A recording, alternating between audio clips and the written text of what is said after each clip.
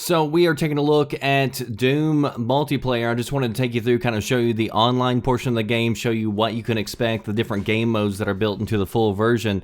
And so we've got some game modes that are going to be really familiar, but also some that are pretty unique. And then at the end, I'll kind of give you my overall opinion of the game and tell you whether or not it's worth $60 from what I've played so far. So I have played a portion of the campaign, and I've spent a good amount of time in the multiplayer as well today. So there's 7 game modes, and we're just going to start our way from the top, work our way down. So you've got Team Deathmatch, which is really no different than any other game, except for the runes which appear on the map that turn you into a demon. So throughout the game, there's certain periods where you've got like a super enemy that you're versing against, or a super ally, depending on who picks up the rune first.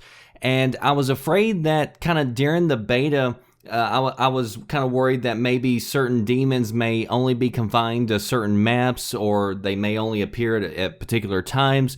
But the way it works is the game actually lets you choose which demon you want to be at the beginning of the round. So you can actually unlock more demons, and so it's up to you. So if you walk over the rune, you turn into the demon that you selected before game. And so each one has kind of different features and different capabilities. And so if you're interested, I can kind of do a video just on the demons and show you what's available there. But Team Deathmatch is, you just play until you reach the winning score by killing the other team. The next game mode is called Soul Harvest. So if you've ever played Call of Duty's Confirmed Kill game mode, that's basically what this is. So whenever you kill an enemy, or if you get killed, then your soul is dropped from your body for a period of time. So the only way that you actually score isn't just by killing somebody, but you actually have to kill them and then go pick up their soul in order for that to count. And then just like Confirmed Kill, you can also collect your teammates' souls if you get to them before the enemy does, to keep the enemy team from getting those points. And again, you have the demon runes that appear on the map, but it's a little bit different on this game mode in the sense that, with Team Deathmatch and other game modes, the demon rune, it has a timer built in. So the timer runs out, then you go back to being a regular character. But in Soul Harvest, there is no timer, so the demon power-up is always around for somebody to pick up. So if you kill the enemy demon, then you can pick it up, you can become the demon, but that doesn't, go away until you get killed. So if you kill the demon, then you get like 5 souls that are dropped out of that body. So that's a way to pick up a good amount of score there. And then also, if you are the demon and you kill an enemy player, it drops 2 souls instead of 1. So again, having the rune definitely has its perks. So far, this is actually one of my favorite game modes, and also Confirmed Kill was actually one of my favorites in Call of Duty as well. Then you've got Domination. Just like other games with this game type, you got 3 control points on a map that you work to control.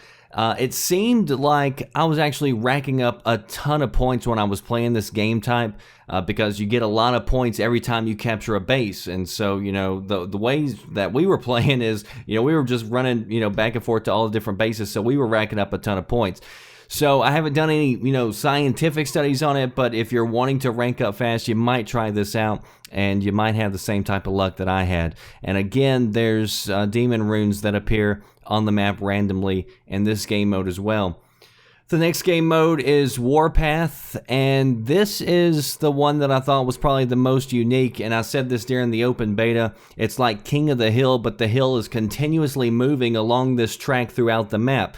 And this is still one of my favorite game modes. It's like a tug of war that's simplistic, yet, it's different than most games that I've played, because the base is always moving, so it kind of gives you an opportunity to set up an ambush or a defense depending on, what it is that you're doing. Runes also appear on this map randomly, and usually appear, from what I've seen, away from where the base is. So that also adds a little bit of a dynamic to it. Do you leave the base to go pick up the rune? And more than likely you should if somebody's over there, because that rune can make or break the game.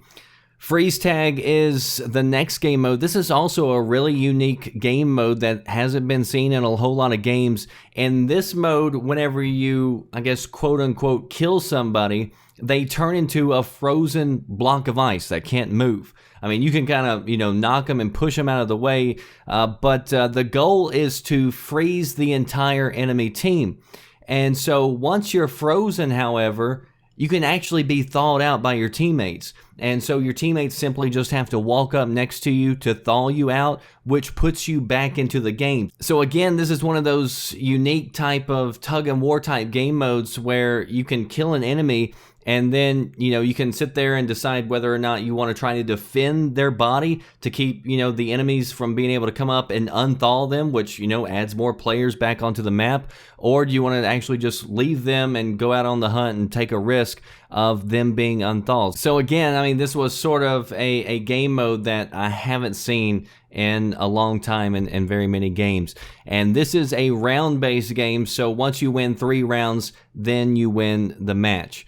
And then finally, Clan Arena is the last game mode, and this is basically elimination in other games. You've got 1 life, you've got no health, no pickups, no respawns, and actually no demons either. So once the entire enemy team is eliminated, then you win. And this is also based on rounds. So you win 3 rounds, then you win the match. And then they've also got a couple of playlists they've added that switches it up. So like the round-based modes, the ones that I just talked about, the freeze tag and the clan arena, and just kind of swaps between those. And then the objective-based modes changes between the others, which I really like because I like to play different objectives. And instead of, having to jump back out to the lobby, join up a different game type, this just allows me to stay in game and then keeps things kind of changing and moving, which is really good. So overall, I'm really happy with the multiplayer so far. It's fast, it's competitive. Don't take this the wrong way. I'm not saying that they're similar games because they play very differently, but I will say that it's kind of Call of Duty-esque in the sense that I think one of the appeals of Call of Duty is instant gratification. If you die, no big deal. It's not something that you sit there and you think about for a long period of time because you respawn almost instantly and you're right back in the action. And I think that's one of the appeals of Call of Duty.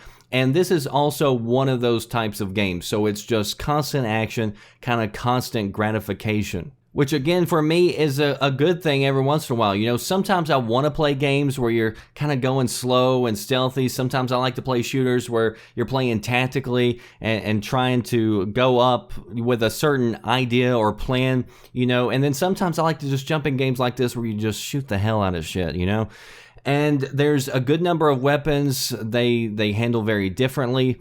There's also a good amount of extras when it comes to tools that weren't available in the beta. So they did have a good amount of stuff that you didn't get to see in the beta if you did try out the open beta. And then if you like customizing your character, then there's plenty of decent selection when it comes to that as well. So if you're interested in seeing all the different weapons and gadgets and stuff like that, then let me know. We can, definitely do a video on that if there's plenty of interest. But I'm really liking it so far, and it's a nice change of pace from most shooters that I play. I've never been a fan of really fast-paced shooters like Quake. To me, Quake was just a little too fast. So for me, it feels just right. And some people have actually complained about this because they say, it's been slowed down. Doom is still fast, but it does feel slower than Quake. So for me, it's kind of like right in that perfect area there for this type of shooter. And then I think that the demons that you run into just look badass whenever you run into them. So I haven't put in but maybe a couple of hours in the campaign, so I've still got a whole lot to go there. But I did get a really good taste of it, and then I've spent several hours on the multiplayer. Personally, it's been a solid game so far, and I mean the news still hasn't worn off, of course, but I'm definitely enjoying it, and I definitely don't regret buying it. Now, is this worth $60 though? And I'll be honest with you, I didn't pay $60 for it. I got it for under $40 at G2A, which is on PC, and my friends got it for under $40 at CD Keys. So I'm going to leave those links down below if you want to go get those prices, on the PC. But the good news is for console players, Newegg is also running a sale on this brand new, and I'll leave a link to that down in the description box as well. You can go pick it up for $45 if you buy it on Newegg. So I'm going to leave links down below to all those sites, so maybe you can find a good deal. But considering that, nobody that I know of, paid full price for it, I can't recommend paying full price for it. Go get it for a cheaper price if you can. I'll also leave the link to Amazon down below if you want to get it from there. They always are running sales, you know, that kind of jump in and out, but as of, you know, the last time I checked, they were still full price there. But I'll leave links to everything down below, so hopefully you can find a good deal. And if you're into shooters and this looks interesting, I don't think you can go wrong. So that does it for me, The Red Dragon. I'll see you next time. Thanks for watching. Are you listening? Damn.